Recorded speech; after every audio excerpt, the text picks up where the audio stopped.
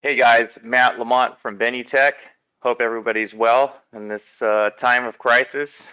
And speaking of crisis, the people that thrive generally whenever the country's in a crisis or we're in the middle of a catastrophe like this virus epidemic um, are real estate investors. So, a real estate investor is anytime that there's a recession or there's challenges. If you remember back in 2008, all the real estate investors start looking for opportunities. So I'm going to kind of show you, some things that a real estate investor is looking for, and then how to get there in this system. One thing I'd like to point out just at the beginning is this show Alexa activation code. So a lot of real estate investors drive around. They do what's called driving for dollars. That's where you drive around looking at houses and looking for ones that look like they're kind of beat up or abandoned. And then they find the owner of the house and reach out to them and see if they can pick it up as an investment property, right? So they're basically looking for apathy. The challenge for real estate investors is that, when you pull up, it's not like there's a big sign on the door saying who owns it, right? So they have to look up who the owner is and the information on the property.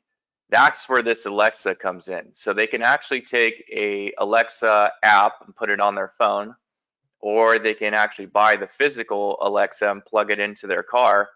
But either way, if they have the Alexa, they click on Show Alexa Activation Code, and then follow these really specific instructions on the screen to link their Alexa to their ORProFarm account.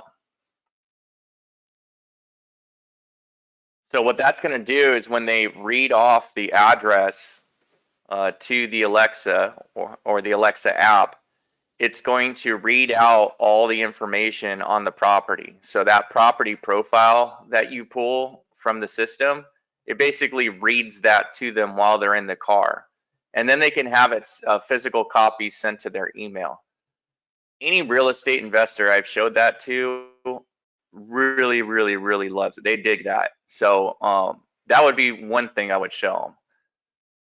Of course, the big thing that I would show them is where you can find opportunities. I'm going to show you a couple different search parameters that they look for. I have talked to a lot of real estate investors. In fact, I actually did consulting for a couple of real estate investor firms, helping them find properties that, helping them find sellers that were in distress situations.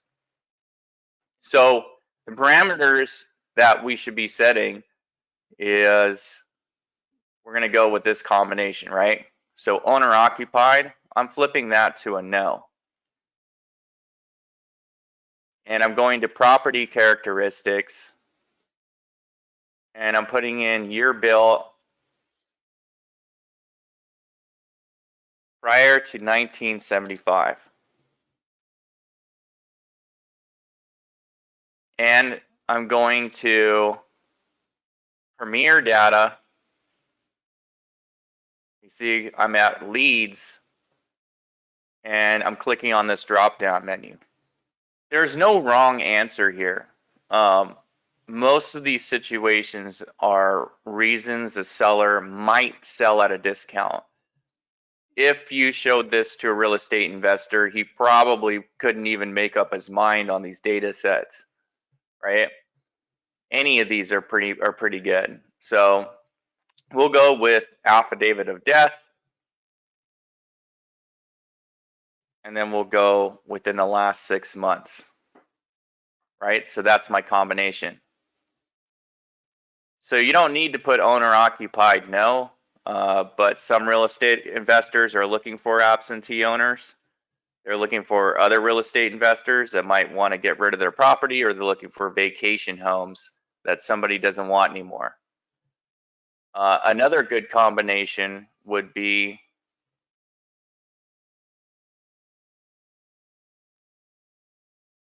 so year built prior to 1975. I want you to keep that when it comes to real estate investors. Why am I putting year built prior to 1975? I'll tell you why. We're looking for maintenance deferment, right? If you have an older home, yeah, it could be renovated, but it could not be renovated. Our chances of finding a house that's kind of beat up increases when you have an older home. If you're just searching anything, you're including homes that are, just built or maybe just built 10 years ago. There's almost a zero chance that that home's beat up unless someone just came through and hit it with a sledgehammer a bunch of times, right? So that's why I'm putting in this parameter right here. Year built prior to 1975 or equal to. But another filter that I can combine with that would be in the custom filters, and I'm going to an out-of-state owner, right? So that's another one. So this means that the mailing address for the homeowner is not in the state of wherever you're searching, right? In my case, the state of California. So why am I putting that?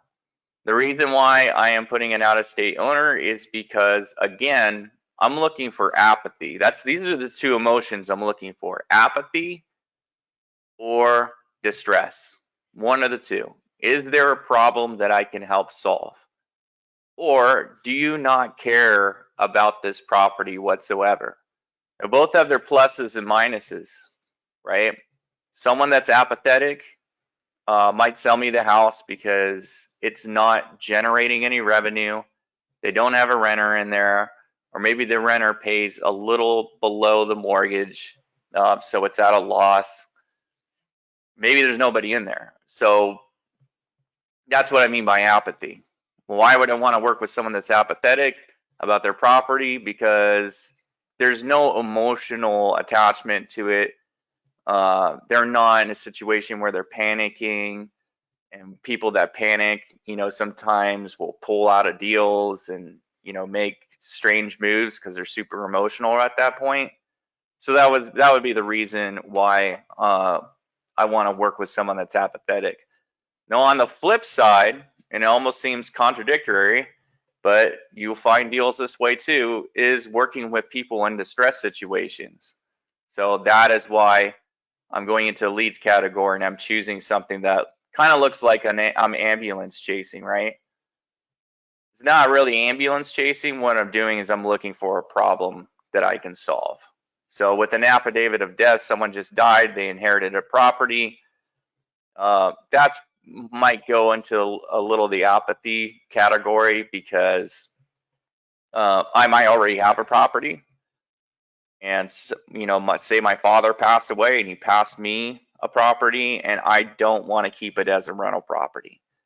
And I go and look at the house, and the house is kind of beat up. So now I got to fix this house up and then put it on the market. Now I'm a busy guy, right? So I don't have time to go fix up this house, and I don't want to go dump money into a contractor.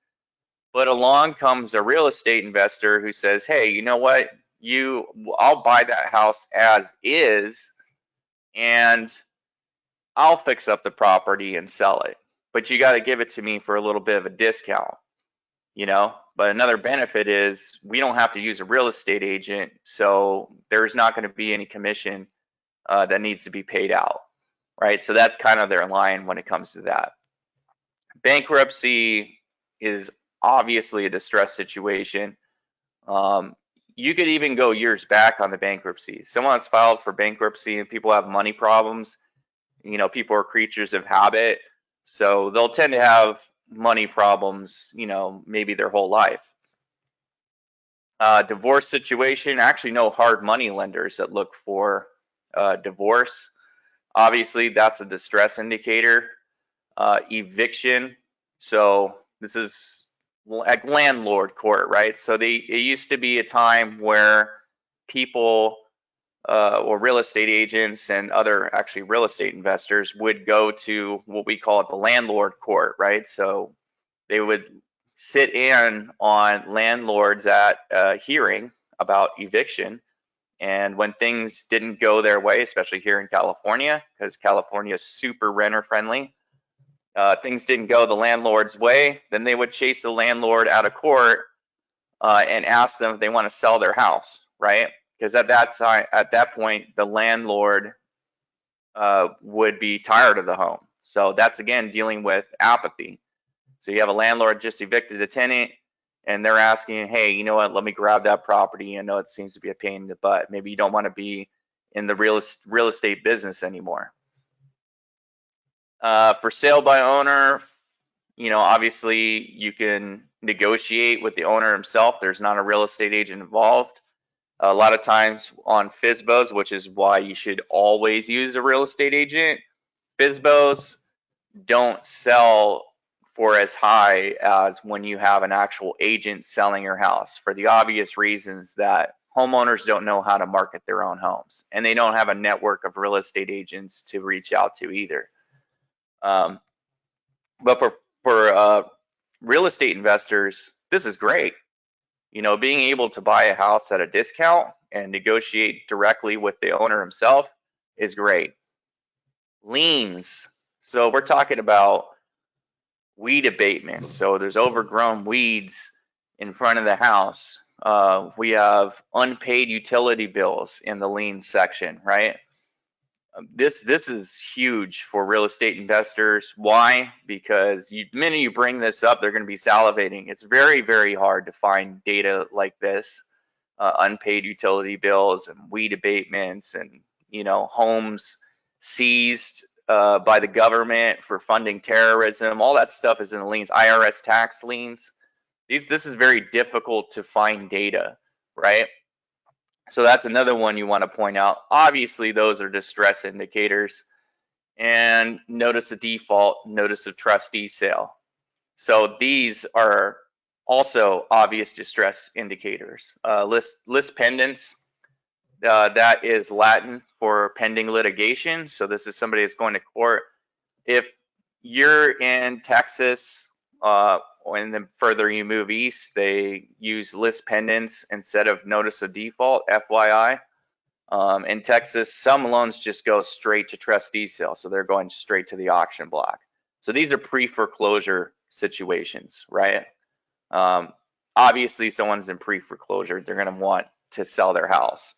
The chances of it is in the high 40% range. So that's just some ideas for you guys. One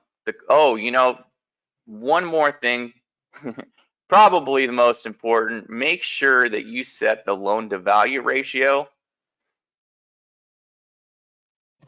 at 65% or below.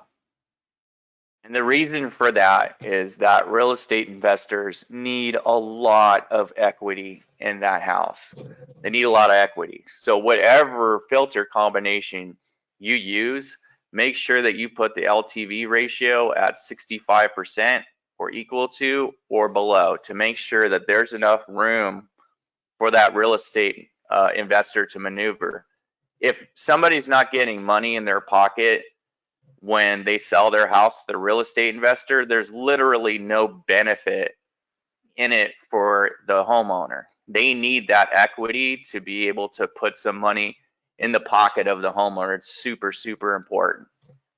So make sure you put this on every single filter combination that you put on here, whether you're choosing a distress indicator or whatever.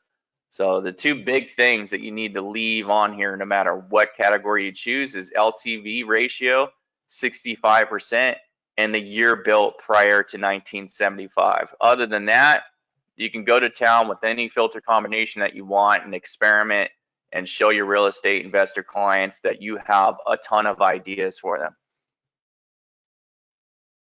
Lastly, the property profile. So I showed you how to get to it from the Alexa. They can also quickly get to it from this quick bar.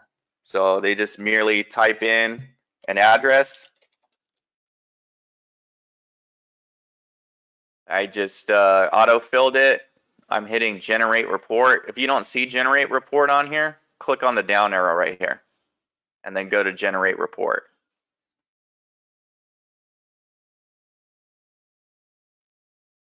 So I'm going to property profile. and I'm going to hit generate report. Now you can generate this for another user if you have them in the system by hitting this check mark, and it's going to pull up a list of your users. I'm just going to generate one for myself so you guys can see it. They're going to love this page.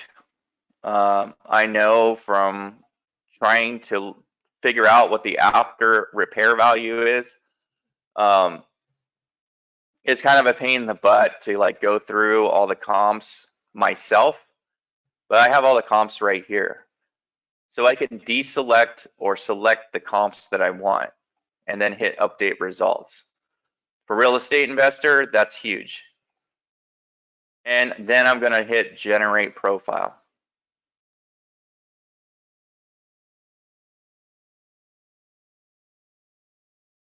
So if someone's a wholesaler, and a wholesaler is someone that they'll get the initial purchase and sale agreement, but they'll consign it to someone else. They'll usually consign it over to a cash buyer, and the cash buyer is going to be the one fixing the house. And wholesalers generally make $5,000 to $10,000 per deal, right? So what they're doing is just picking up the purchase and sale agreement. They're writing in a clause saying that they can assign that contract to anybody they want, and then they're sending it over to that person, right? So they have like a network of people that pick up houses for cash. And then they're the ones that pick up the houses for cash will end up renovating the house. For them, this property profile is pretty important because when they're reaching out to their network of cash buyers, the cash buyer is going to want to look at the house and see if it's worth it, right? If this is a good deal, what the risk is.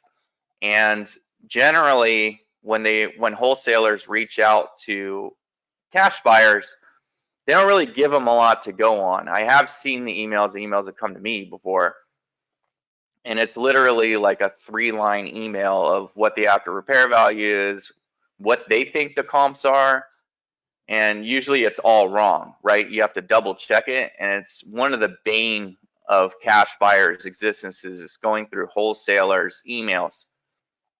But here, I have all the information on the property, so we're not hiding anything, and I'm showing my homework to a cash buyer. This is super important, and this is huge, because if you're a cash buyer and you see a property profile attached to the email on a house that they're offering, on a purchase and sale agreement that they're offering, to be able to know everything about the home, I know that this person is A, honest, B, I don't have to double check his homework. And this is a pleasure. This would be a pleasure for me to work with a wholesaler that sends something like this to me along with their email offering me this purchase and sale agreement.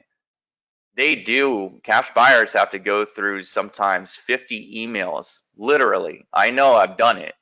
Literally, they'll have to sit down and go through 50 emails looking for one single property or one time that a wholesaler has actually done their homework correctly, right? And a lot of times the reason why is because they didn't run the comps correctly, or they read the comps and did the comps and then started using wishful thinking and imagination to get to the after repair value.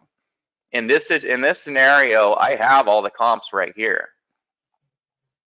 So I can honestly tell my cash buyer what I think the house is worth, and I can justify it on paper with all the addresses of all the comps on there. I have the complete transaction history, owner name, and everything.